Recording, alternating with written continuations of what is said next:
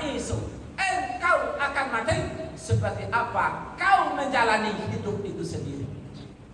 Ada jamaah, hidup itu suatu lingkaran, satu kesatuan. Selamat di barzah, selamat di akhirat. Gimana selamat di barzah? Selamat waktu sakaratul maut. Gimana harus selamat di suatu sakaratul maut? Jamaah, kuncinya di dunia. Kenapa? Engkau akan menutup hidup seperti apa kau menjalani hidup itu.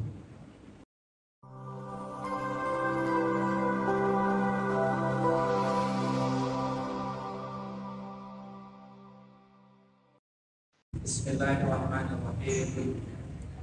Assalamualaikum warahmatullahi wabarakatuh.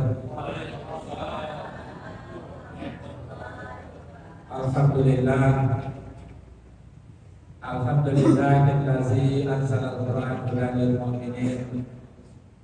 Asyhadu an la ilaha illallah rabbul malikul mubin. Wa asyhadu anna Muhammadan abduhu wa rasuluhu wa khataman nabiyyin. Allahumma shalli wa sallim ala sayyidina Muhammad wa ala alihi wa ashabihi ajmain. Ma'asyiral muslimin rahimakumullah.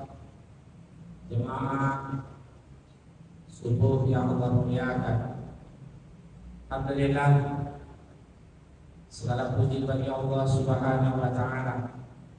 Mudah-mudahan jemaah kita senantiasa selalu berusaha bagaimana kita mendulukan, mengutamakan perintah Allah di atas segala-galanya. Mungkin banyak hal yang lebih nikmat yang bisa kita lakukan hari ini, saat ini, tapi semua itu kita abaikan, kita tinggalkan demi mengutamakan untuk dalam rangka menjemput keridhaan Allah Subhanahu wa taala. Jemaah sekalian yang kami muliakan, yang betul-betul kita harapkan, mudah-mudahan kita senantiasa betul-betul hendak diridhai Allah Subhanahu wa taala. Ila anta maksudi wa ridho kamat. Jemaah, subuh ini kita tahu salah satu anjuran di bulan suci Ramadan adalah membaca Quran. Jadi kita lihat ada beberapa janji di dalam Quran yang harus kita dapatkan jamaah, yang harus kita rebut.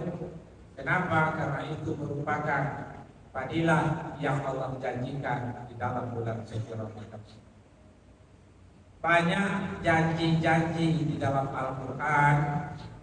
Nanti kita lihat satu persatu jemaah. Yang itu dalam bulan suci Ramadan Allah janjikan kepada kita.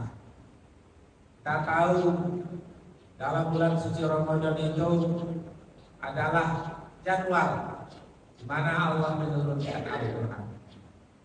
Jadi dari segi turun, sejarah turunnya saja kita bisa lihat nanti, ya, segala sesuatu yang berhubungan dengan Al-Quran pasti ikut menjadi mulia.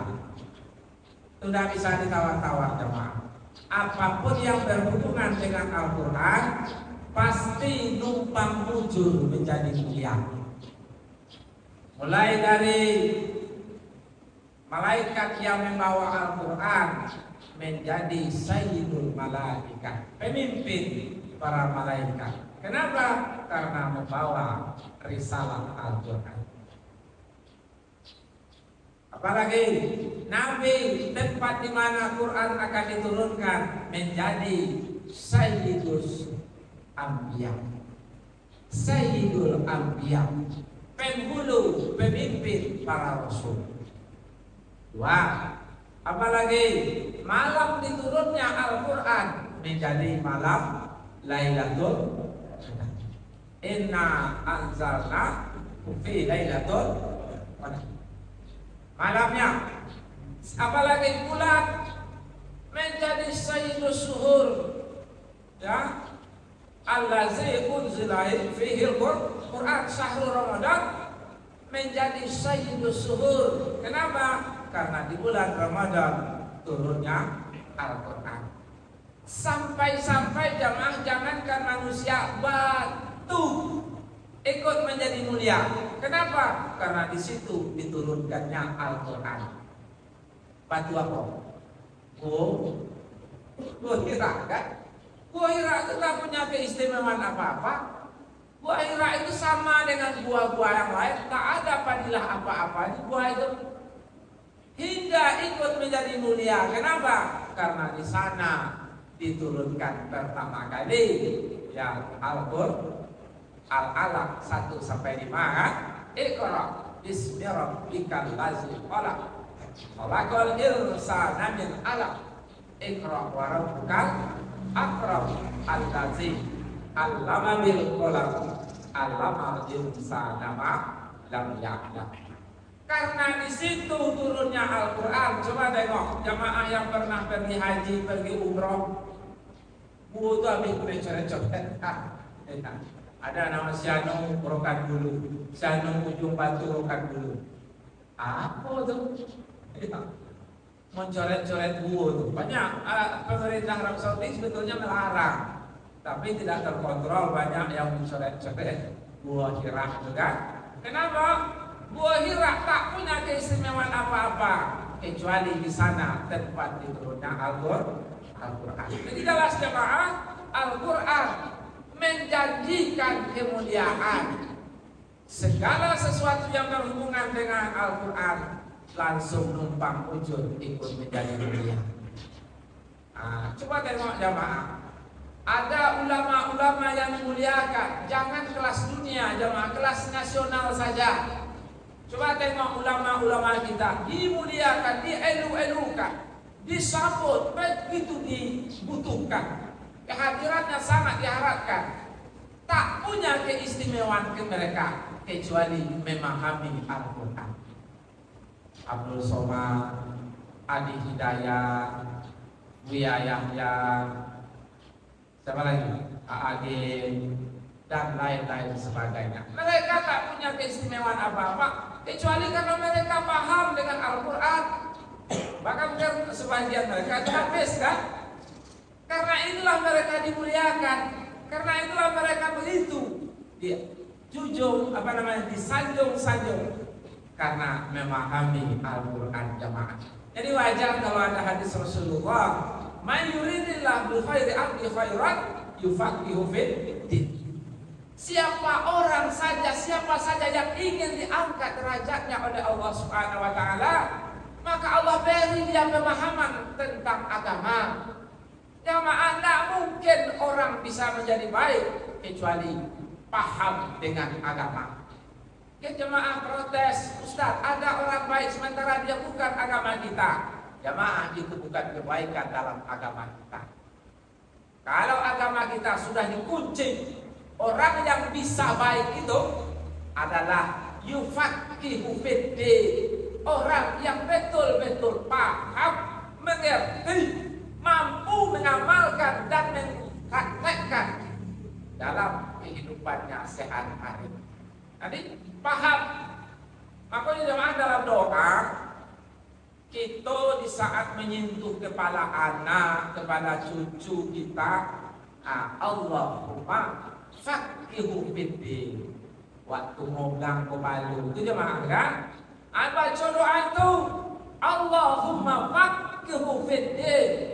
Ya Allah, beri dia pemahaman tentang agama, bukan pengetahuan, paham. Kalau pengetahuan, banyak yang tahu tapi tidak paham. Artinya yang tahu belum tentu ada jaminan dia akan paham. Tapi yang paham sudah pasti dia tahu. Kalau yang paham, yang tahu itu ia amalkan. Kalau yang tahu belum tentu mampu mengamalkan apa yang ia tahu itu. Jadi jemaah, ngusuk kepala cucu, Allahumma faqihu fiddin. Allahumma faqihu fiddin. Jangan lupa doa itu. No hafal tu Ustaz. Tengok di HP. No hafal konang arti yang saja boleh.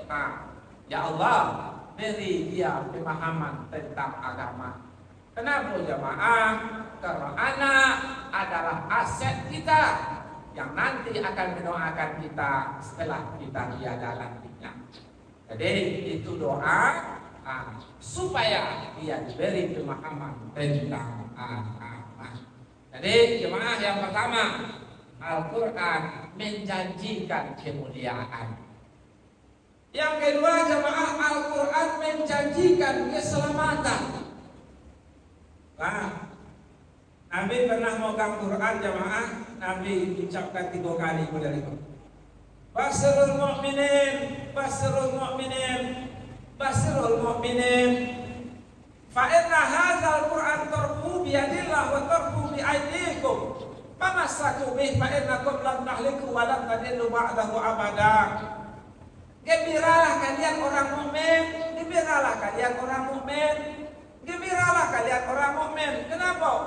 Karena ini Quran ujungnya satu di tangan Allah, ujungnya satu di tangan kalian. Famassaku bih, pegang kuat itu. Fa innakum lam tahliku, kalian takkan pernah binasa, takkan pernah sesat selama-lamanya. Jaminan jamaah, jaminan keselamatan. Sejauh apapun jamaah jarak seseorang dengan seseorang, tapi kalau ada tali penghubung, ikuti saja arah tali itu. Insya Allah ketemulah yang mogang solah itu dengan mogang solah itu. Sabarlah. Kenapa? Karena ada penghubung, pasti nanti akan bertemu jemaah. Dimulai itu, insya Allah bersama. Agama menjanjikan itu jemaah. Tapi kalau kita ikuti betul, kita akan merasakan, ya, kalau Allah itu hadir dalam kehidupan kita.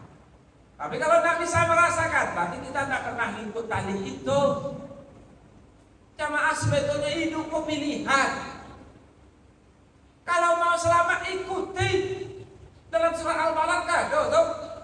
Wa hadainahu najdain falaqtahamal aqabah. Kami bentangkan 2 jalan di depan kalian.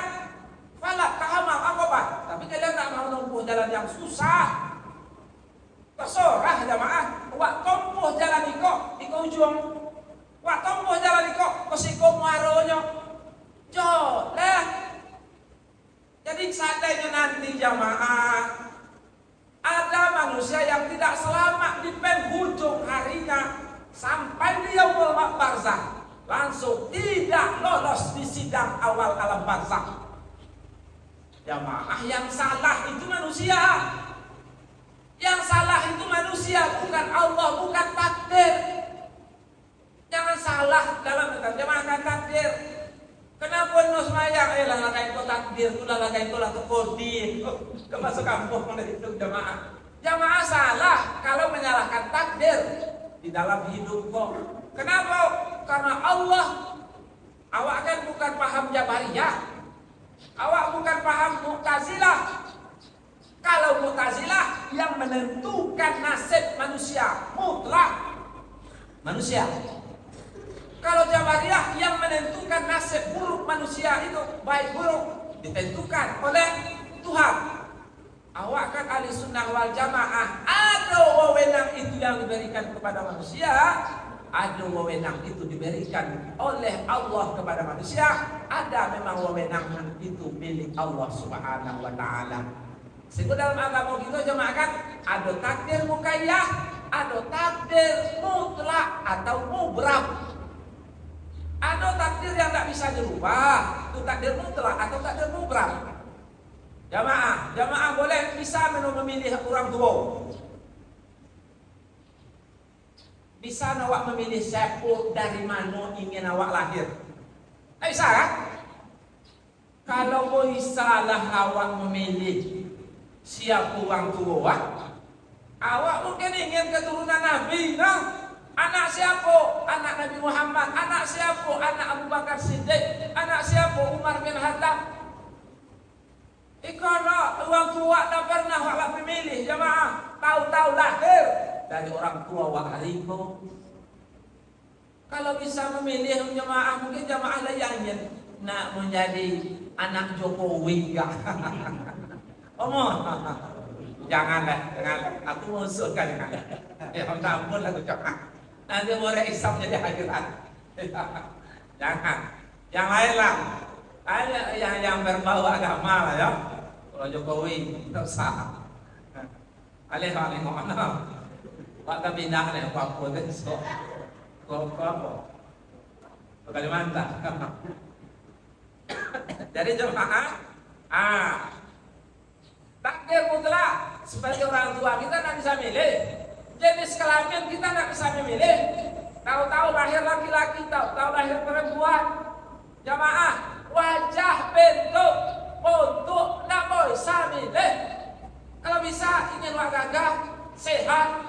Kalau bisa ingin wa anjak, selepuk bang kawak. Selepuk. Ikono wajah wa standar menyo. Apa bocah tengok pas lahir buat kacau. Nampak? Oh 6,5. Wajar kalau labek laku. Kenapa? Takdir mutlak. Allah mutlak menentukan. Lai takdir mukayyah jamaah. Takdir yang Allah beri wewenang kepada manusia untuk menentukan. Termasuk di dalamnya nasib. Jangan menyalahkan Allah Subhanahu wa taala. Andai kata di akhirat nanti kita tidak selamat. Allah lah memberi cukup fasilitas jamaah, fasilitas untuk keselamatan manusia.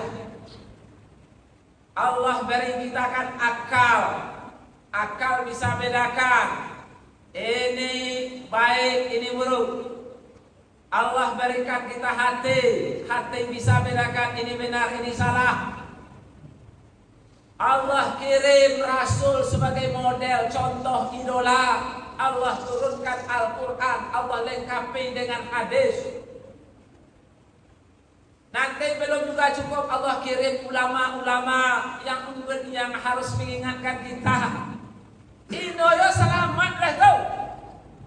Jamaah bukan fasilitas yang kurang, bukan fasilitas yang tidak lengkap, tapi manusia tak mau menggunakan fasilitas itu. Wajar jamaah kalau fasilitas itu kita kesampingkan. Wajar kalau anak selamat. Mati, tak selamat. Matinya dianggap. Siapa yang salah? Manusia. Nah, jadi hidup itu jemaah pilihan. Pilihan itu ada di depan awak. Kalau masih hidup, masih bisa memilih. Kalau sudah mati, pilihan sudah ditentukan. Nah, apa yang wak tanam, itulah yang akan wak tuai nanti di hari akhirat. In kuntum khairan khairun, in kuntum syarran syarrun. Bila baik, maka baiklah balasan. Bila tidak baik, maka ingat jamaah, maka azab sudah menunggu kita. Jadi Al-Quran menjamin kita keselamatan dunia wal akhirat. Dunia dari lahir sampai mati itu dunia. Kalau akhirat mulai dari barzah. Itu akhirat. Barzah atau kubur, ba'as. Itu alam akhirat tuh. Hari berbangkit. Masyar, hari kita dikumpulkan. Hisab, hari kita disidang seadil-adilnya di Mahkamah Qadirul Jalil. Terakhir, Yaumul Jaza, hari pembalasan. Itu rangkaian fase alam akhirat. Mulai dari barzah. Barzah adalah gerbang akhirat. Al-kubru awalil munazil akhirah. Kubur barzah adalah gerbang akhirat. Siapa yang mau selamat di barzah, fa'iyyu jaminhu fama ba'dahu ayyasharu minhu wa illam yujaminhu fama ba'dahu asyaddu minhu. Siapa yang selamat di barzah, dibahas, dimasar, dihisab, dijazak, kemungkinan besar dia akan selamat. Hadisnya yang tadi. Siapa yang tak selamat di barzah, fama asyaddu minhu, maka proses alam-alam berikutnya ia akan lebih menderita. Jamaah barzakh memegang kunci selamat tidak seseorang ditentukan nasibnya di alam barzakh, sidang awal di alam barzakh.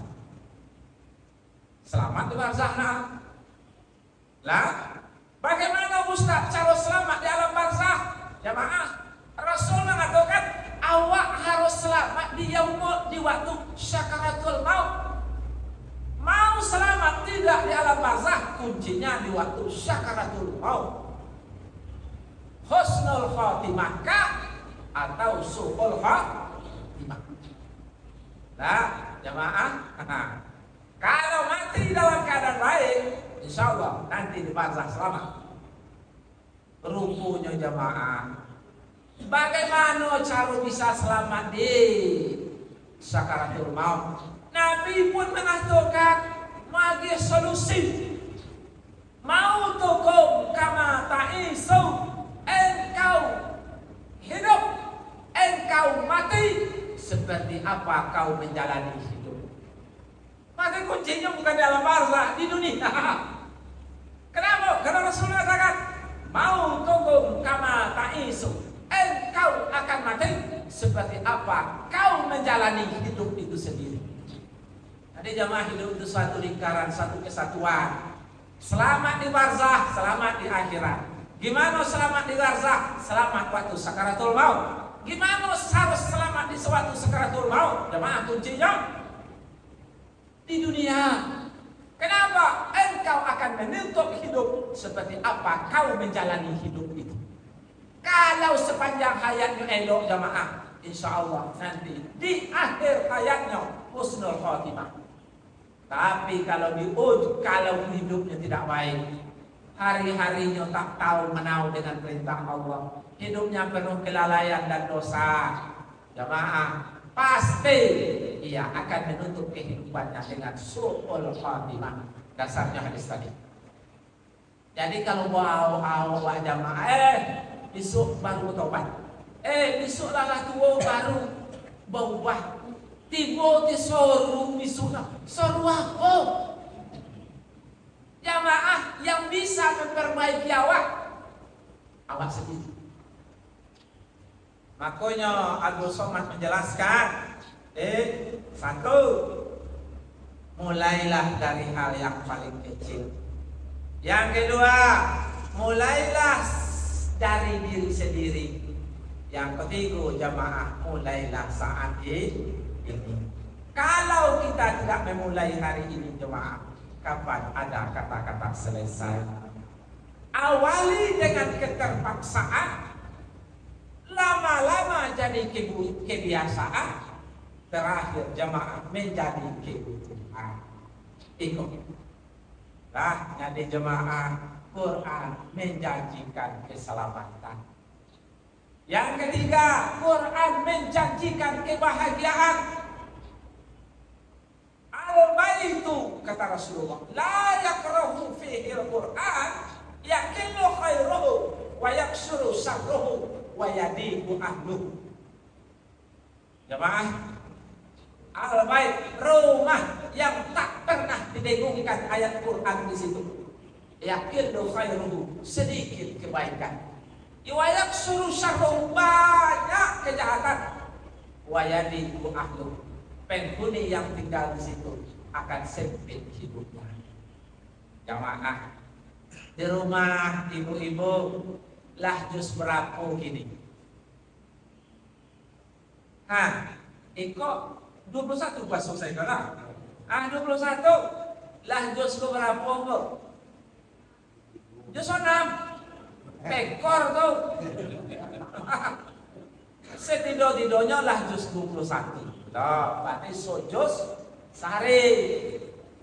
Nah, itu harus selesai nah. Tahu kan jamaah? Kenapa? Al-bait, rumah yang tak pernah dibacakan Al-Quran. Apalagi jamaah, awak punya anak. Apalagi jamaah, awak punya cucu. Aduh, masuk tahap pembentukan watak anak itu jamaah, tahap meniru. Anak akan meniru yang ditengoknya, anak akan meniru yang didonganya, anak akan meniru yang ditontonnya. Kalau yang ditengoknya elok, yang didonganya elok, yang ditontonnya elok, insya Allah jemaah anaknya jadi elok. Kenapa? Tahap pembentukan watak anak dengan cara sebuah keteladanan. Hati-hati jemaah, pengaruh lebih besar tadi. Dan tolong beri contoh-contoh yang baik. Kalau ingin jamaah mendapat anak atau cucu yang soleh dan solehah. Bahaya jemaah. Sego Nabi nampaknya lah tahu bagaimana bahayanya lingkungan itu. 14 abad yang silam Nabi lah mau instruksi. Khairul waha fil masajid wa syarruha fil aswaq. Lingkungan yang paling baik di sekitar masjid dan lingkungan yang paling jelek adalah di pasar. Berarti Nabi lah tahu jemaah betapa berbahayanya lingkungan. Ya, nanti anak-anak di jemaah kalau bisa motivasi ku anak tu jemaah, ya PR-nya, tugasnya, tugas agama. Apa tuh? Nah, yo cucu, kalau hafal dek bang juz amma, aku hadiah nak. Model itu.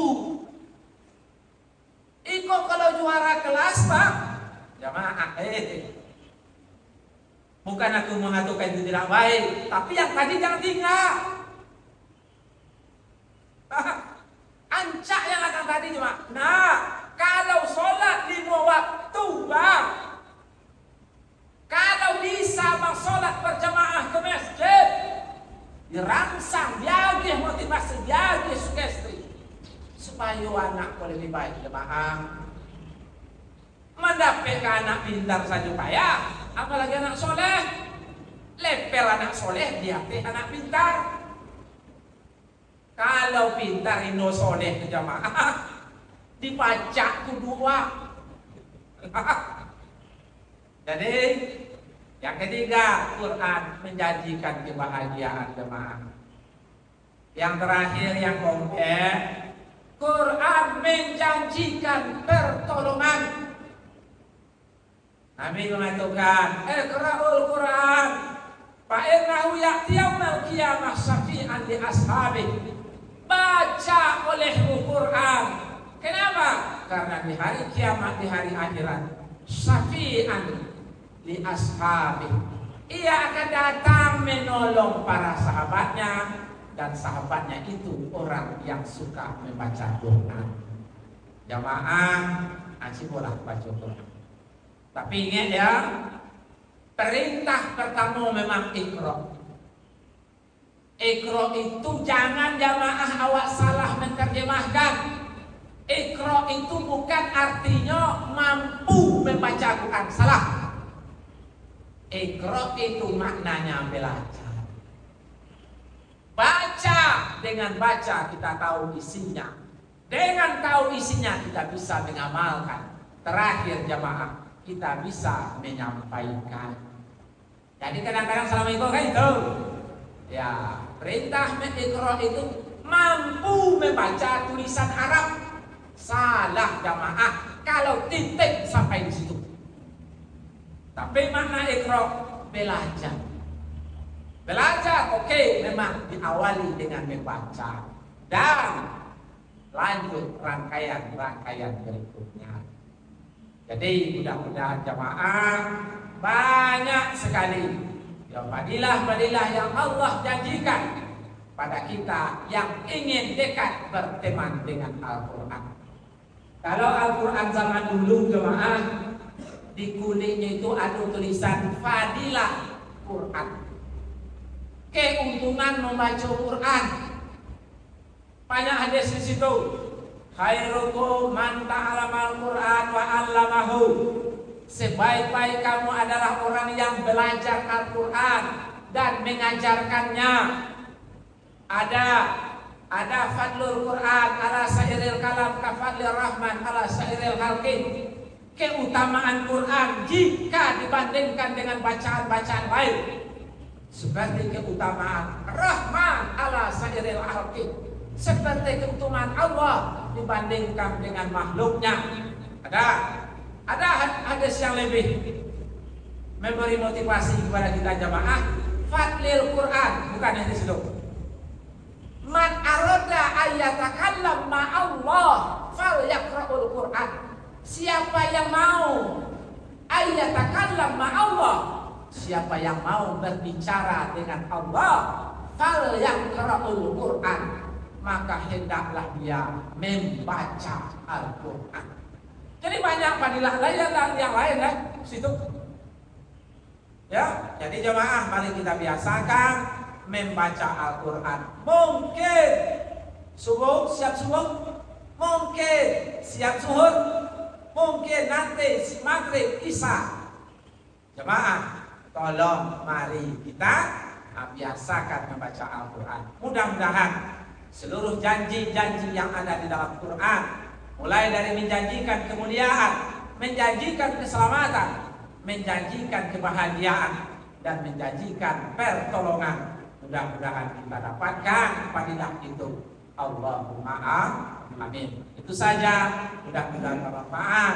Subhanallah bihamdihi, subhanakallah bihamdika, asyhadu an la ilaha illa anta astaghfiruka wa atubu ilaik.